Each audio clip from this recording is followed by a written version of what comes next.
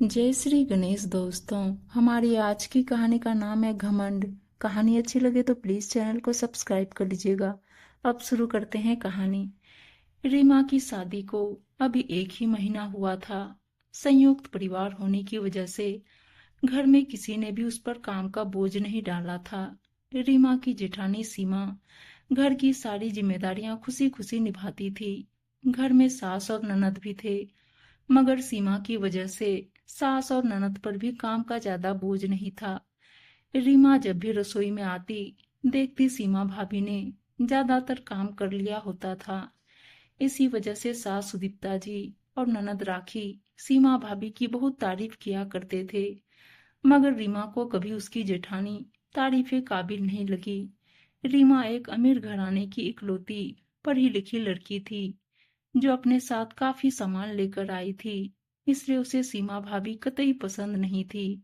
उसका मानना था कि जो लड़कियां पढ़ी लिखी नहीं होती और गरीब मायके से आती है, उनका जीवन ससुराल वालों की सेवा करने में ही निकल जाता है।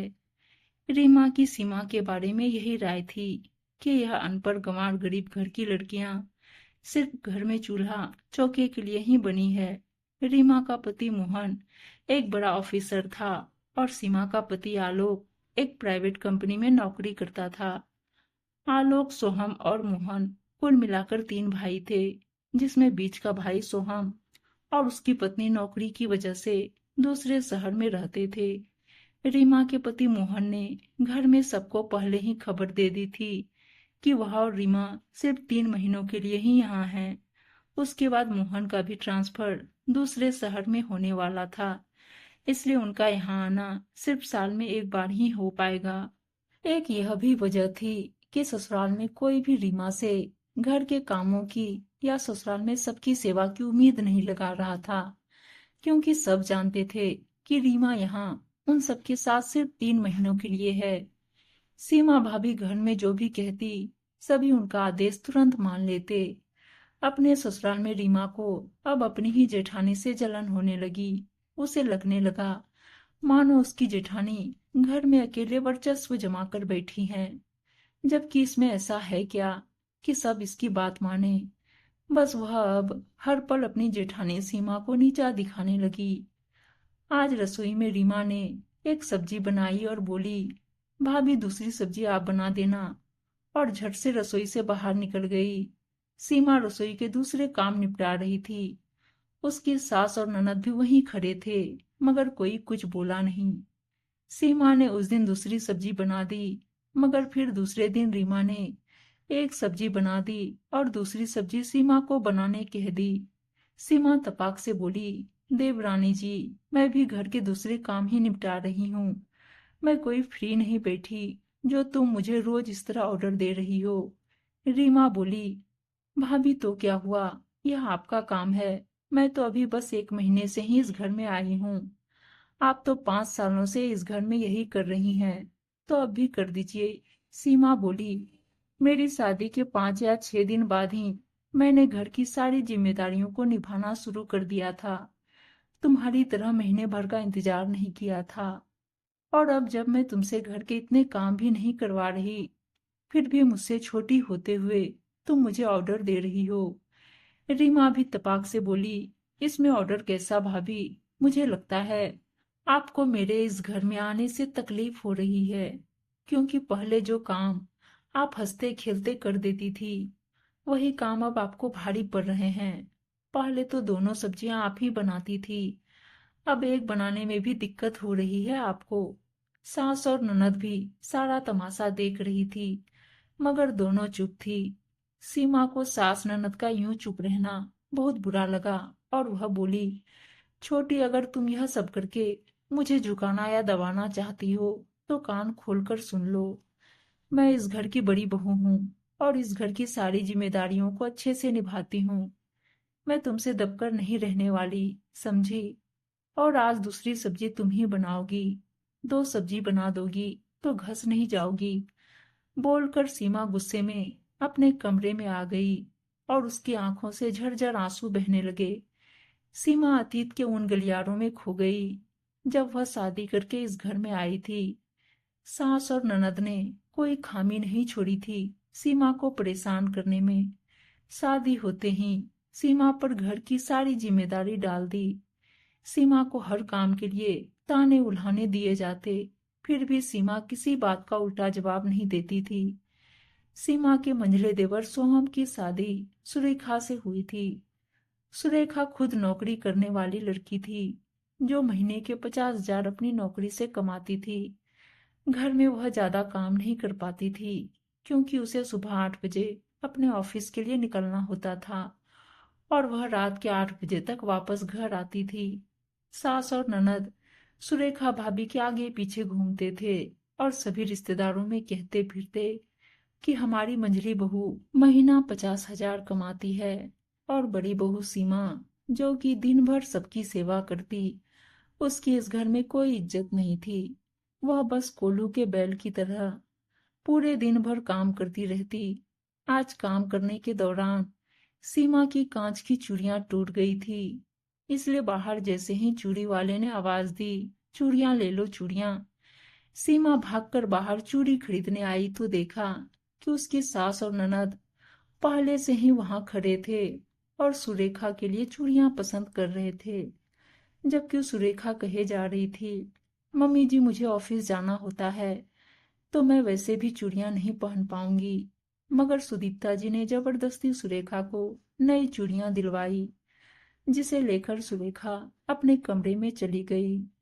सुदीप्ता जी ने जब देखा कि सीमा भी बाहर चूड़ियां लेने आई है, तो वे गुस्से से बोली, तुम्हें क्या जरूरत है चूड़ियां खरीदने की?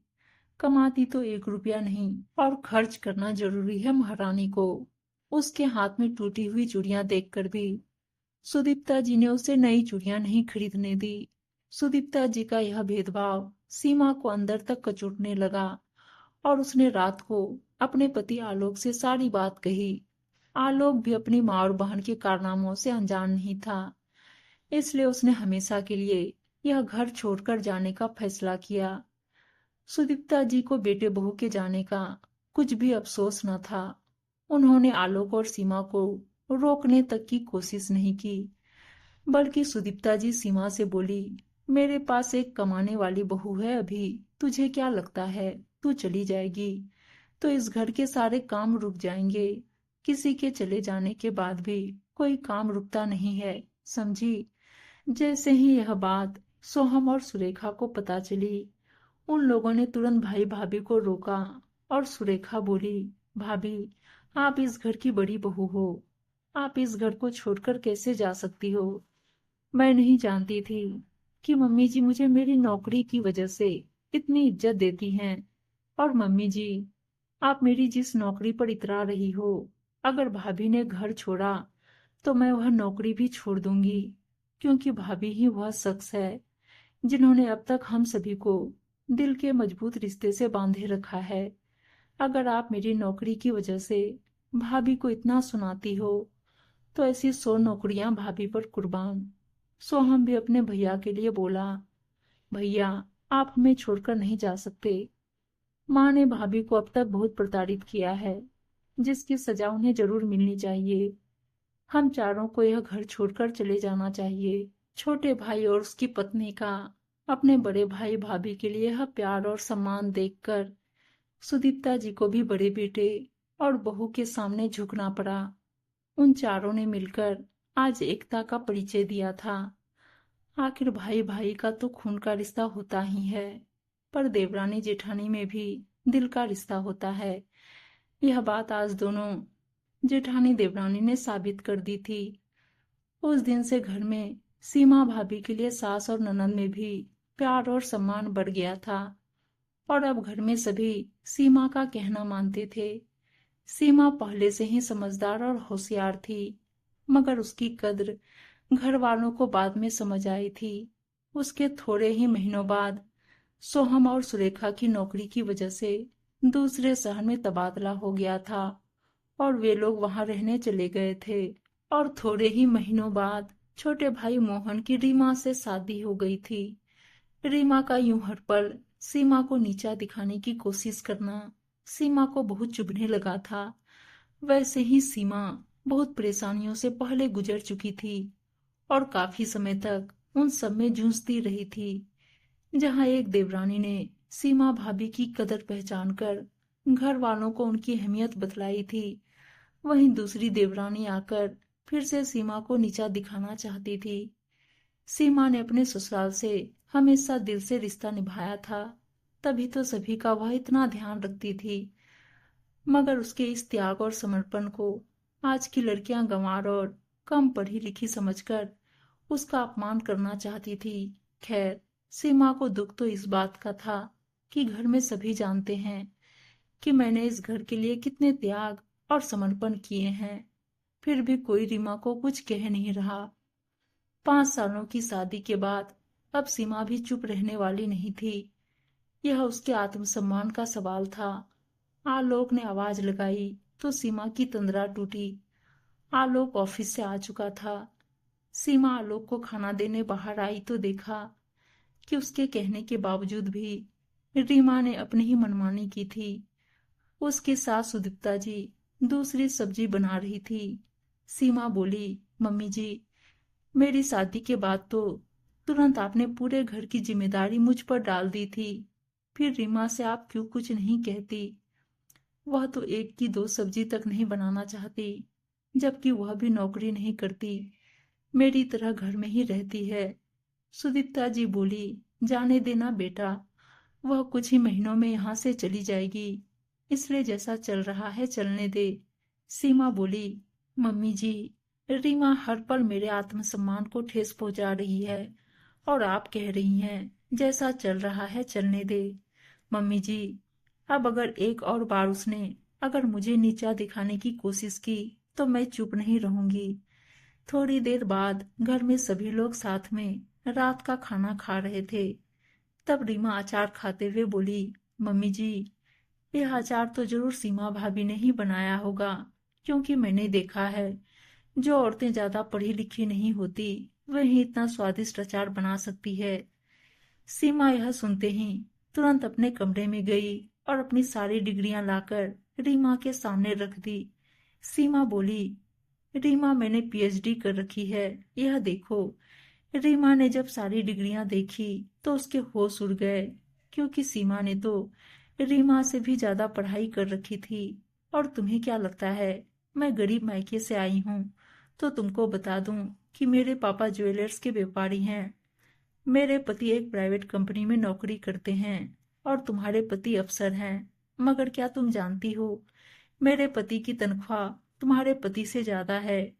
रीमा को यह सब सुनकर झटके पर झटका लग रहा था, क्योंकि वह इन सब बातों में से कुछ भी नहीं जानती थी।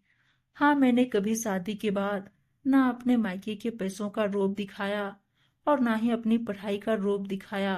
अपने आप को ससुराल, पति और बच्चों के लिए समर्पित कर दिया, जिन्हें तुम आजकल की लड़कियां गंवार समझती हो। शायद तुम नहीं जानती कि मेरे जैसी बहुत सी लड़कियों ने अपने परिवार के लिए अपने खुशियों का त्याग किया होता है। रीमा उस समय तो चुप हो गई, मगर दूसरे दिन फिर वह अपना घमंड दिखाने लगी।